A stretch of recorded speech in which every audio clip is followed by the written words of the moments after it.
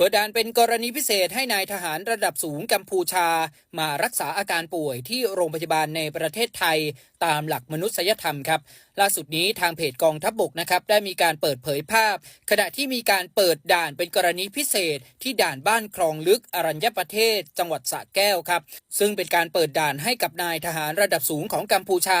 นั่นก็คือพลโทเป็ดวรรณาซึ่งเป็นรองเจ้ากรมกิจการชายแดนบก.ทหารสูงสุดกพช.นะครับซึ่งมีอาการป่วยแล้วก็ต้องเข้ามารักษาตัวที่โรงพยาบาลในประเทศไทย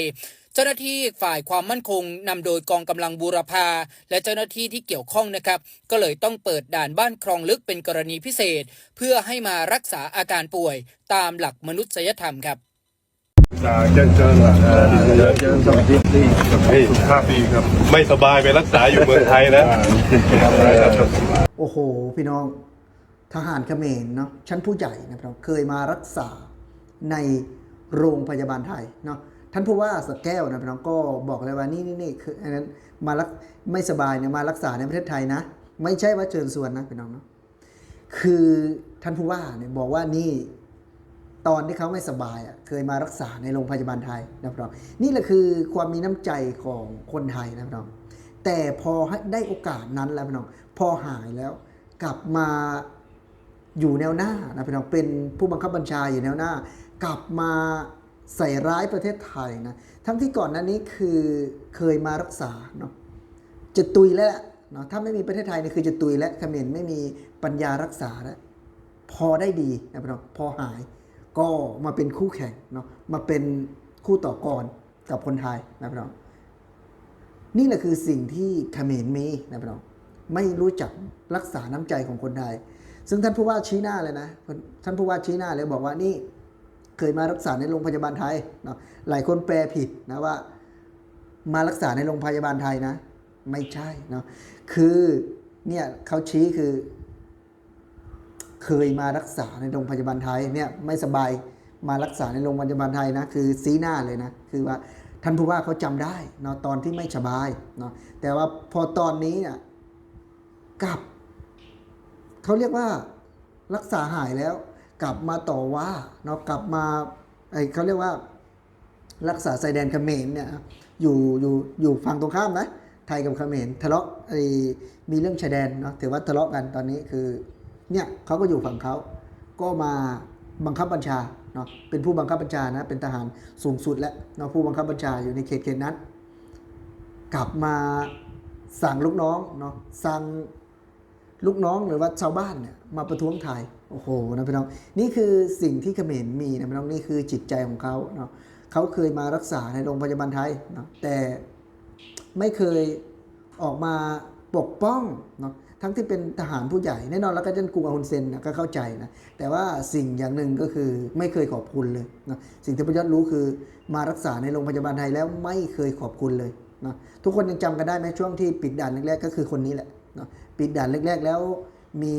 เหตุการณ์ที่ว่าเจ้าหน้าที่เนาะตำรวจชั้นผู้ใหญ่ทหารชั้นผู้ใหญ่ที่ขอมารักษาในโรงพยาบาลไทยก็คือคนนี้แหละพี่น้องเนาะก็คือคนนี้แหละสิ่งที่บรรยศได้เห็นคือในความที่เขมรนะพี่น้องไม่มีจิตสำนึกไม่สำนึกบุญคุณนะพี่น้องรักษาหายแล้วแต่กลับมาสู้กับคนไทยเนาะคนไทยเปิดโอกาสให้ตลอดแต่พอวันนี้คือปิดด่านแล้วเนาะปิดด่านคือไม่เปิดแล้วแต่วันนี้ก็คือมันมีเหตุการณ์หลายๆอย่างนะพี่น้องที่ขอเจรจาเนาะเขมรเนี่ยอ่อนข้อแล้วขอเจรจาแล้วทำไมถึงขอเจรจาเพราะว่าช่วงนี้มีโรคระบาดเยอะในเขมรนะกลัวบรรยัดกลัวจะเอามาติดไทยนะถ้าสมมุติว่าเปิดด่านแล้วไทยเนี่ยจะรักษาให้เขมรไหมถ้ารักษาเนี่ยกลัวจะเอามาติดนะพี่น้องเพราะว่าตอนนี้คือมีโรคระบาดหนักอยู่ทางฝั่งเขมรนะพี่น้องนี่แหละคือสิ่งที่บรรยัดกังวลนะแล้วถามว่าถ้าหากให้เขามารักษาเนี่ยได้ไหมแน่นอนว่าคนไทยก็ส่วนมากก็คือไม่ยอมแล้วเนาะแต่ไม่รู้ว่าจะได้หรือเปล่าเนาะเพราะว่าตอนนี้เจรจาเรื่องเปิดด่านเนาะที่สระแก้วนะพี่น้องคือท่านผู้ว่าเองนะก็บอกเลยซีหน้าเลยว่าคนนี้เคยมารักษาในประเทศไทยเนาะแน่นอนว่าในตรงนั้นคือก็คงไม่สามารถที่จะพูดจาไม่เพาะหรือว่าด่าทอได้นะแต่ว่าชี้หน้าเลยว่าคนนี้เคยมารักษาในโรงพยาบาลไทยเพราะฉะนั้นไม่สำนึกเลยนะพี่น้องไม่มีเหตุอะไรไม่มีจิตสำนึกเลยทั้งที่เคยมาพึ่งใบบุญประเทศไทยเนาะ เคยมีชีวิตรอดเพราะประเทศไทยเนาะจะตุยแล้วถ้าไม่ใช่ประเทศไทยเนี่ยก็คือจะตุยแล้วแต่พอทีนี้รักษาหายแล้วกลับมาต่อสู้กลับมาตอบโต้ประเทศไทยโดยซ้ำทั้งที่ประเทศไทยเนี่ยมีบุญคุณเนาะ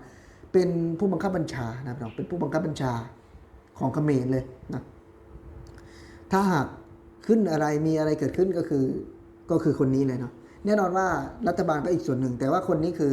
ก็จะมีส่วนที่จะรายงานว่าเกิดอะไรขึ้นสถานการณ์แต่ละจุดเนาะพี่น้องนี่คือสิ่งที่เขมรมีนะพี่น้องแต่คนไทยเนี่ยไม่ได้รับมีแต่ด่าทอคนไทยเนาะได้รับจากคนไทยแต่ไม่เคยขอบคุณคนไทยไม่บอกว่าประเทศไทยนี่มีบุญคุณแต่บอกว่าเขมรนี่มีบุญคุณกับประเทศไทยเพราะว่าซื้อสินค้าไทยโอ้โหนะพี่น้องบอสพูดตลอดเลยว่าประเทศไทยให้โอกาสเขมรตลอดนะแต่ไม่ใช่เสมอนะตลอดแต่ไม่รู้ว่าอีกอนาคตเนาะต่อไปเนี่ยเขมรเนี่ยจะมีโอกาสได้เรียนในประเทศไทยหรือเปล่าเนาะหรือว่าจะหมดยุคแล้วเนาะแล้วคนไทยคิดเห็นอย่างไรว่าอยากให้ทหารเขมรมารักษาในโรงพยาบาลไทยไหมอยากให้นักเรียนเนาะหรือว่าคนเขมรมาเรียนในประเทศไทยไหมแล้วเอาความรู้ไปพัฒนาเขมรแล้วมาต่อกรกับประเทศไทยไหมเนาะบอยอดอยากรู้นะเพราะว่าอยากรู้จากความคิดของคนไทยคือความคิดของบอยอดแน่นอนแหละบอยอดก็อคติแล้วไม่ชอบแล้วเขมรนี่นะคือให้โอกาสทุกอย่างเนาะให้โอกาสทุกอย่างแต่ไม่เคยได้รับเลยนะพี่น้องไม่เคยได้รับน้ำใจคืนจากตรงนั้นเลยเพราะฉะนั้นในสิ่งที่ให้ไปนะมันเหมือนกับให้ขอทานนะพี่น้องมันจะพูดได้เลยว่ามันเหมือนกับให้ขอทานที่ให้เท่าไหร่เนาะมันก็จะมาขออีกให้เท่าไหร่มันก็จะมาขออีกมันไม่มีจุดพอนะพี่น้องเขมรไม่มีจุดพอมันเหมือนขอทานเนาะ